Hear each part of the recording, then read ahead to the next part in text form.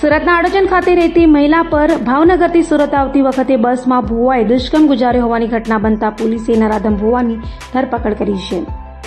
બળાત્કારની વધી રહેલી ઘટનાઓ વચ્ચે ભાવનગરથી સુરત આવી રહેલી અડાજણ ખાતે રહેતી યુવતી પર લક્ઝરી બસમાં ભાવનગર ગળતાના ભુવા ગંગારામે દુષ્કર્મ ગુજાર્યો હતો.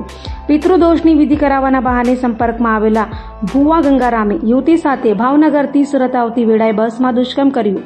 આ અંગે યુવતીએ અડાજણ પોલીસ મથકમાં ફરિયાદ નોંધાવી હતી, જેને લઈ અડાજણ પોલીસે ત્વરિત તપાસ હાથ ધરી નરાધમ દુષ્કર્મ આરોપી ભુવા ગંગારામની ધરપકડ કરી તેની વિરુદ્ધ કાયદેસરની કાર્યવાહી હાથ ધરી હતી.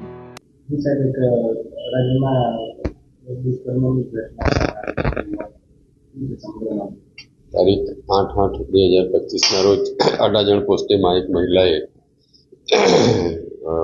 ગંગારામ રામચરણદાસ લશ્કરી રહેવાસી ચિરોડા, તાલુકો ગઢડા, જિલ્લો બોટાદ નાઓ વિરુદ્ધ એક ફરિયાદ આપેલ હતી. જે ફરિયાદના અનુસંધાને અડાજણ પોલીસ સ્ટેશન નાઓ દ્વારા ભારતીય ન્યાય સંહિતા 2023ની કલમ 64(2) જે એમ વગેરે મુજબનો ગુનો રજીસ્ટર કરવામાં આવેલ છે.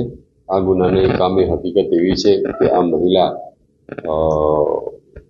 એમના ભુવા જે છે આરોપી ગંગારામ રામચરણ લશ્કરી નાઓ સાથે તેમના કૌટુંબિક સસરા વિજયભાઈ હસમુખ નાઓ દ્વારા પરિચયમાં આવેલ હતા.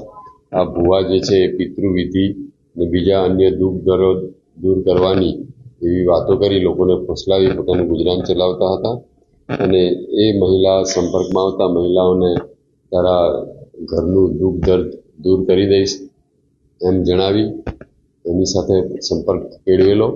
પછી મહિલાની શારીરિક તબિયત બગડતા મહિલાને કહેલ કે તારી શારીરિક તકલીફ પણ હું દૂર કરી દઈશ, તારામાં માતા આવે છે એમ કહી અલગ અલગ જગ્યાએ પૂજા કરવા માટે લઈ જવાનું બહાનું બતાવી સોનગઢ, પછી સિહોરા, તાલુકો ભાવનગર ખાતે લઈ ગયેલા અને તેની પટાવી ફોસલાવી વિધિ કરવી પડશે તેમ જણાવી, તમારામાં માતાજી આવે છે તેમ જણાવી તેની સાથે શારીરિક સંભોગ કરેલો.